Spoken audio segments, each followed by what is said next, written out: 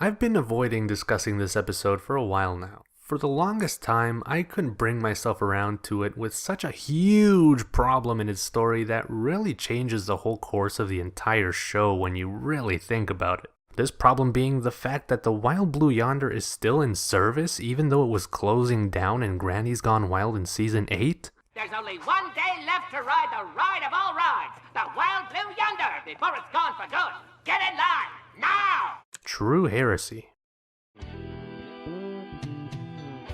No, but in all seriousness, I really couldn't bring myself to discuss this episode for the longest time, not because it's a bad episode, I actually find it to be a pretty good one, but because I have nothing significant or substantial to add to the conversation that hasn't already been said far more eloquently by hundreds of other people.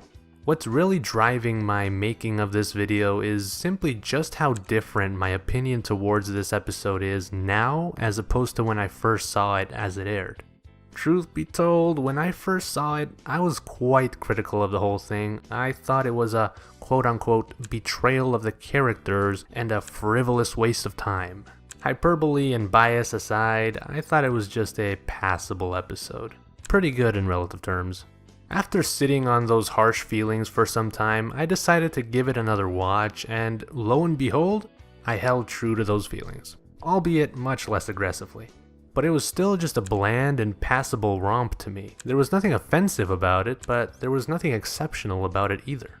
But the more I watched it, the more I realized that the episode, while still not great by any means, is a pretty interesting look into the dichotomy of Celestia and Luna, and aside from A Royal Problem in Season 7, the only other episode to take a deeper look into their relationship.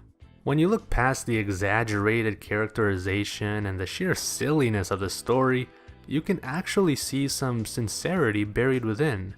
This episode really puts a focus on Luna's insecurity of not only being the younger sister, but the one who's made the biggest mistakes in the past. As we've seen before in the episode Do Princesses Dream of Magic Sheep, Luna has a hard time forgiving herself for her past sins. I created the Tannibus to give myself the same nightmare every night, to punish myself for the evil I caused as Nightmare Moon. And here, when Celestia and her are having an argument, she projects her own self-doubt onto Celestia, thinking she hasn't forgiven her and thinking she wished she'd never come back from her imprisonment. You don't want me to be happy. I always have to do things your way. I bet you wish I'd never come back so you could still rule day and night. Not only is Luna dealing with the basic struggles of being a younger sibling, those feelings are also amplified by her traumatic experiences that she can't live down even though everyone around her has forgiven her. And even though they both jointly rule Equestria with equal power, there's still a part of her that feels as if she's still in Celestia's shadow. Celestia is also unwilling to understand Luna's situation, simply thinking it's Luna being quote-unquote angsty and unhappy with everything. Oh, just face it, Luna. You are never happy. Of course, by the end, the message is clear, and even though Celestia and Luna are thousands of years old, they're still learning how to be better sisters. And as the title of the episode suggests, they find some common ground to stand on. It really is a nice little story that does a pretty good job exploring the princess's dynamic. And as for the B-plot of the episode with the main six's shenanigans, I don't really care for it. It's kind of necessary to progress the whole new rulers of Equestria subplot, but I thought it was quite bland and uninteresting compared to the princess's story. So to bring this whole thing to a close, I want to say again that this episode is pretty good. And once you look past the exaggerated silliness, it can actually be a pretty sincere look at Celestia and Luna's relationship. It took me a while to fully come to appreciate this episode, but it just really goes to show you that your opinion on something is always fluctuating. You can dislike something one day and then come to appreciate it the next, and vice versa. And while I do appreciate this episode, I think there's a better depiction and exploration of the duality of Celestia and Luna in the Journal of the Two Sisters. I highly recommend that book, it's a pretty interesting read. And one more quick thing I want to say is that the title of this episode is surprisingly brilliant. Between Dark and Dawn.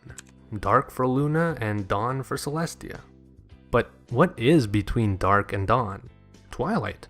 I find it really cool how this title not only tells us what's going to happen in this episode, with Celestia and Luna having to find common ground and to stop focusing only on themselves and their wants, it also hints at Twilight's future reign following theirs. And while this may be a stretch, I think it's worth noting that Twilight could represent the best of both Celestia and Luna. And on a more surface level, her inheriting the throne from two princesses to rule as one singular princess. I just love how much you can extrapolate from the title alone. It's really neat. But anyway, I think I've said all I have to say about this episode, so thanks for watching. Have a great day.